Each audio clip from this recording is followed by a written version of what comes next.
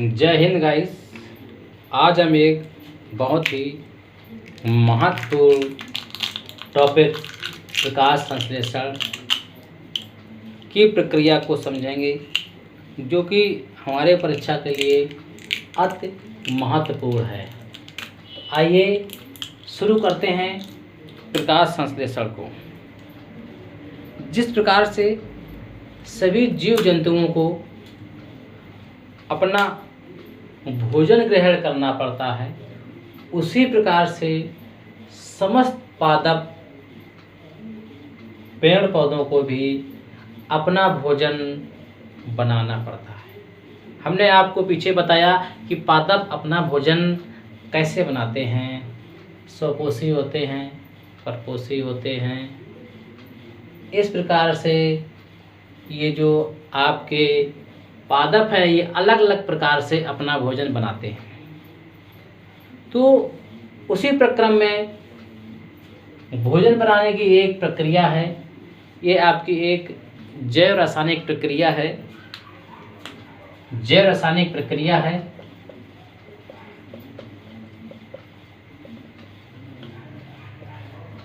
इस प्रक्रिया के माध्यम से समस्त हरे पौधे अपना भोजन बनाते हैं।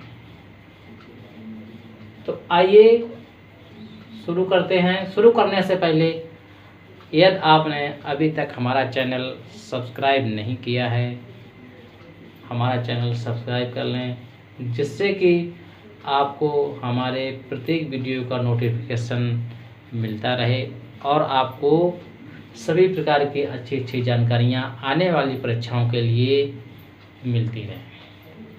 आइए शुरू करते हैं प्रकाश संश्लेषण। प्रकाश संश्लेषण एक प्रकार की जो जटिल और विशिष्ट रासायनिक अभिक्रिया है, जो सभी हरे पौधों में होती है। अब देखते हैं प्रकाश संश्लेषण। तो प्रकाश संश्लेषण में पादप क्या चाहिए? हमारा जल, कार्बन डाइऑक्साइड, सूर्य के प्रकाश की उपस्थिति में परहरित भी होना अनिवार्य है। उससे ग्लूकोज और ऑक्सीजन मिलता है हमको। यानी कि ये हमारा रासायनिक अभिक्रिया हो गया, जो कि आपके सामने 12H2O + 6CO2 सूर्य का प्रकाश परहरित, ये हमारा क्या बनता है? ग्लूकोज और ऑक्सीजन और हमारा जल। ये जल ऊपर वाले में जल इंगित नहीं है, जबकि नीचे वाले में जल इंगित किया गया है। इसका मतलब ये है कि प्रयोगों से जब उसमें जलवाष्प आ जाते हैं, जब आपका प्रयोग होता है तो जलवाष्प आ जाते हैं, और वही जलवाष्प आपके यहाँ पर 6H2O लिखा हुआ है, जबकि ऊपर नहीं लिखा हुआ है। तो आइए अब शुरू करते हैं। प्रकाश संश्लेषण एक उपचायक क्रिया है। क्या है?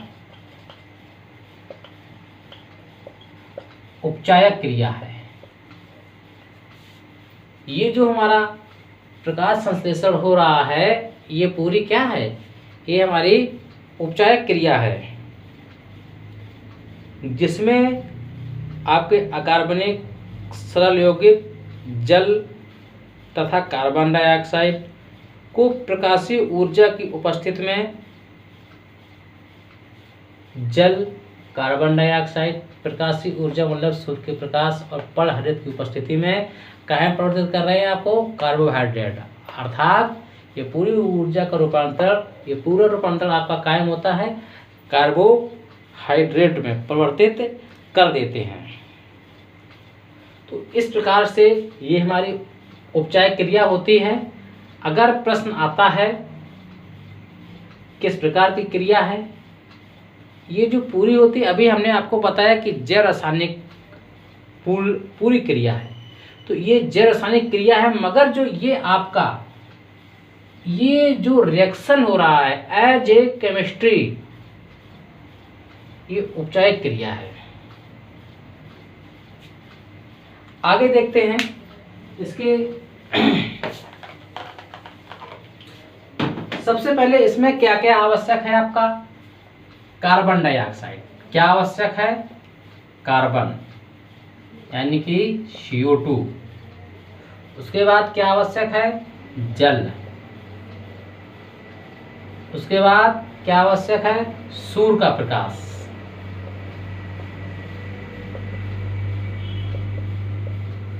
उसके बाद क्या आवश्यक है? परहरित।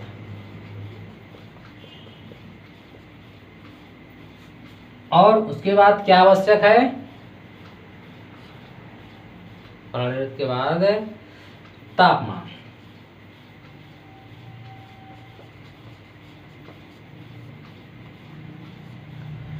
तो आइए अब देखते हैं इसी प्रक्रम में हम सबसे पहले कार्बन डाइऑक्साइड। सबसे पहले इसमें हम देखेंगे कार्बन डाइऑक्साइड प्रकाश संश्लेषण अभिक्रिया में जो प्रकाश संश्लेषण पूरी प्रक्रिया होती है उसके दौरान कार्बन डाइऑक्साइड हमको प्राप्त कहाँ से होती है? तो ये हमको वायुमंडल से प्राप्त होती है। कहाँ से प्राप्त होती है? वायुमंडल में जो कार्बन डाइऑक्साइड होती है वहाँ से हम इसको प्राप्त करते हैं।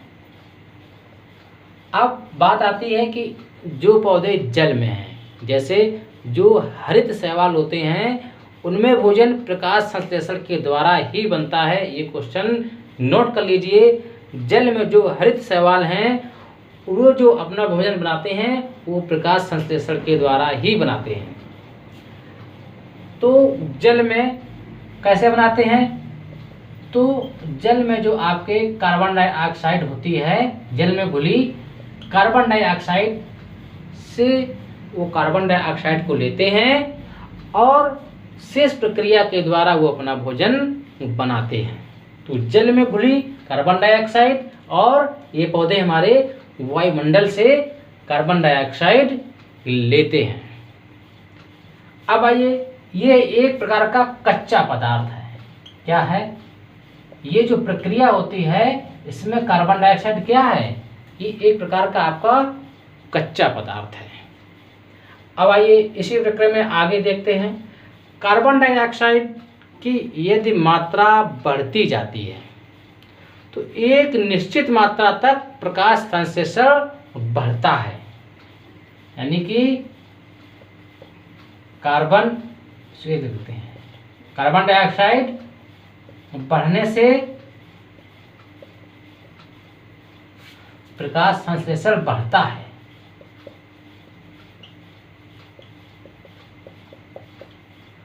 परंतु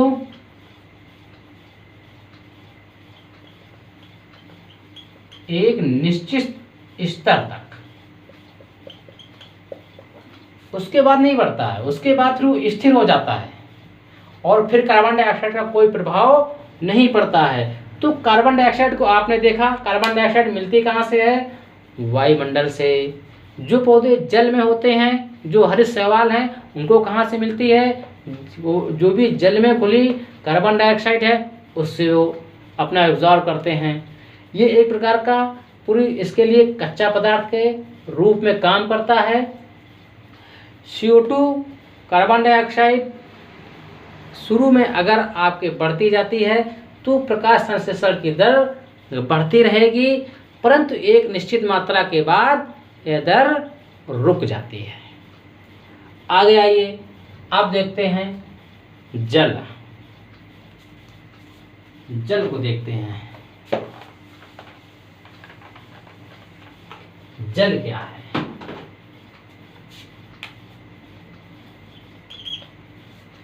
तो जो भी जल होता है, ये जल कैसे प्राप्त होता है?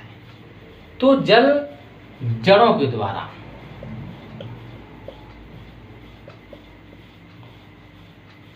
परसरण विधि से। किस विधि से?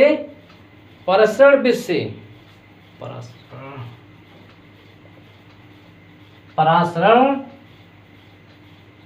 के माध्यम से जड़ों को, अगर इसमें जो भी आपकी जड़ें हैं, ये जड़ें हैं और हम यहाँ से जल एब्जॉर्ब होगा किस विधि से?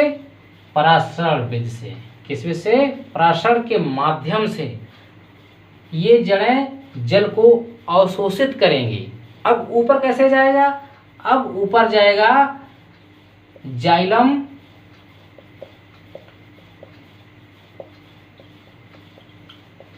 ऊतक के माध्यम से। ये हमारा कहाँ पर? पत्तियों तक पहुंचता है। जल जाइलम ऊतक के द्वारा पत्तियों तक पहुंचता है और फिर जो शेष प्रक्रम होता है जल, कार्बन डाई और प्रकाश की उपस्थिति में, वो प्रक्रिया होती है। तो जड़ के द्वारा जल एब्जॉर्ब किया जाता है। अब देखते हैं, जल भी आपका एक प्रकार का कच्चे पदार्थ के रूप में काम करता है। कैसे काम करता है? कच्चा पदार्थ के रूप में जल भी काम करता है।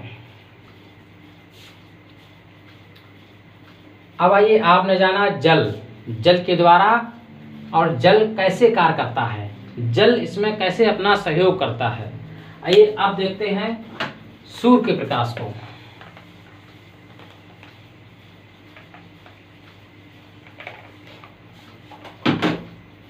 अब हमारा जो सूर्य का प्रकाश है उसका क्या कार्य है? जो सूर्य का प्रकाश है वो हमको प्राकृतिक तरीके से सूर्य के द्वारा प्राप्त होता है।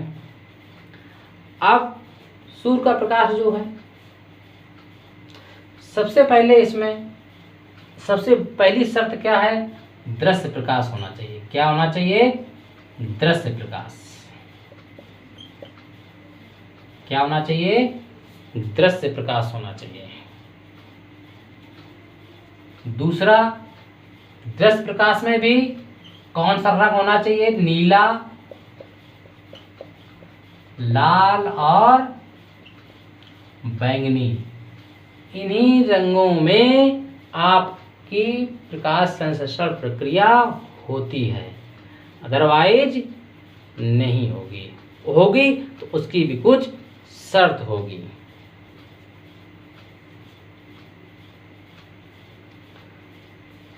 बैंगनी रंग में न्यूनतम होती है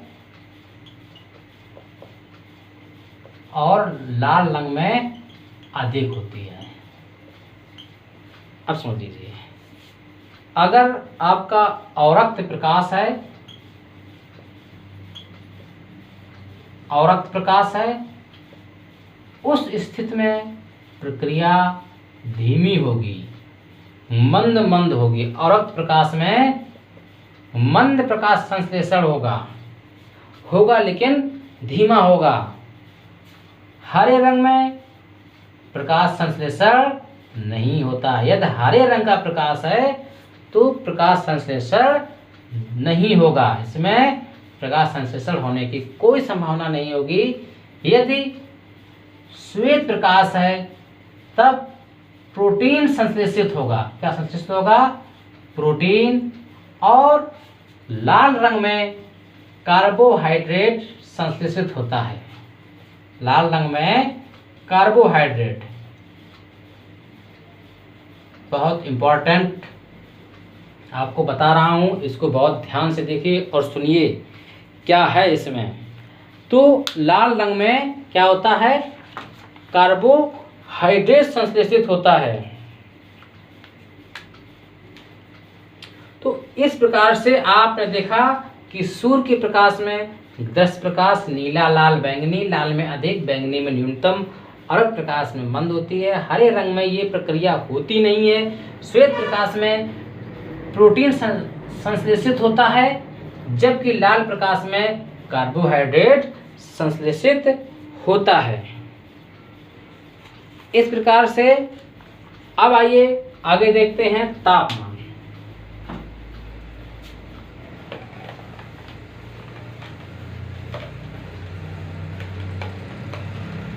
अब तापमान का क्या प्रभाव पड़ता है?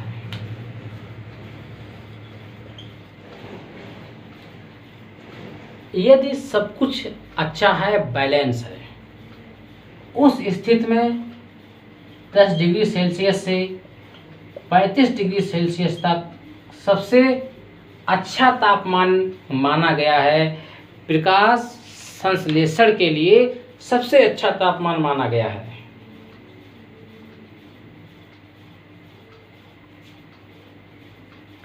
अगर आप देखिए 10 डिग्री सेल्सियस पर 10 डिग्री सेल्सियस पर यदि आपका बढ़ रहा है, यानी कि 10 डिग्री सेल्सियस बढ़ता है तो प्रकाश संश्लेषण की दर 2 गुनी हो जाती है। प्रकाश संश्लेषण की दर 2 गुनी हो जाती है, लेकिन ये एक निश्चित सीमा तक होती है।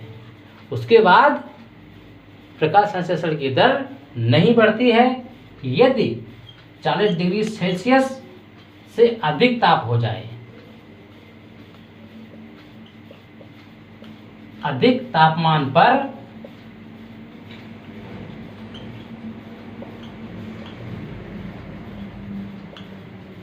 प्रकाश संश्लेषण में कमी आने लगती है, कमी आने लगती है।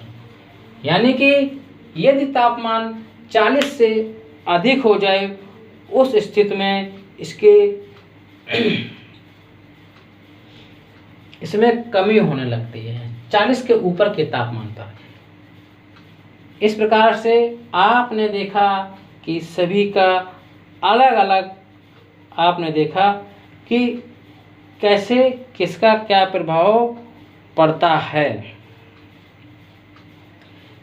एक चीज और आपको बता दें,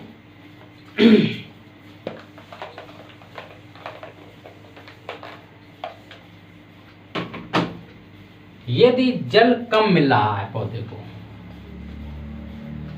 जल यदि कम मिल रहा है, यहाँ पौधे को जड़ में जल कम मिल रहा है, जब ये जल कम मिलेगा तो क्या होगा, जल कम मिलने से पौधे को जल कम पहुंचेगा। जल कम पहुंचने से पत्तियों में जो रंध्र होता है, ये रंध्र हमारा क्या हो जाएगा, बंद हो जाएगा। रंध्र बंद होने से कार्बन डाइऑक्साइड जो अवशोषित करती है उसकी भी क्षमता कम हो जाएगी। इसका मतलब कार्बन डाइऑक्साइड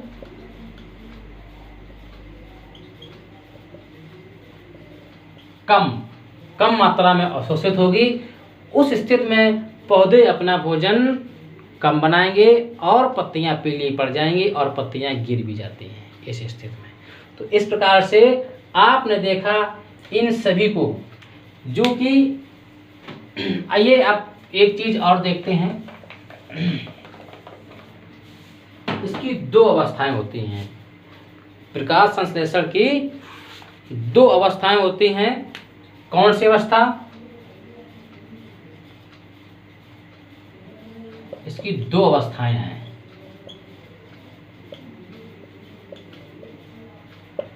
नंबर 1 प्रकाश रासायनिक अपक्रिया और नंबर 2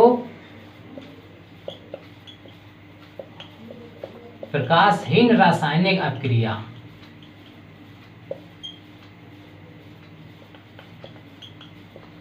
जैसा कि आप नाम से ही समझ पा रहे होंगे, ये क्या है, प्रकाश रासायनिक अपक्रिया का मतलब कि इसमें प्रकाश उपस्थित होना अनिवार्य है, प्रकाश अनिवार्य रूप से होना चाहिए, तो इसे हम प्रकाश रासायनिक अपक्रिया कहेंगे। और इसमें प्रकाश की कोई आवश्यकता नहीं होती है। इसकी खोज रॉबर्ट हिल ने की थी, इसलिए इनके नाम पर इसको हिल अपक्रिया भी कहते हैं। और इसको ब्लैकमेल अपक्रिया कहते हैं।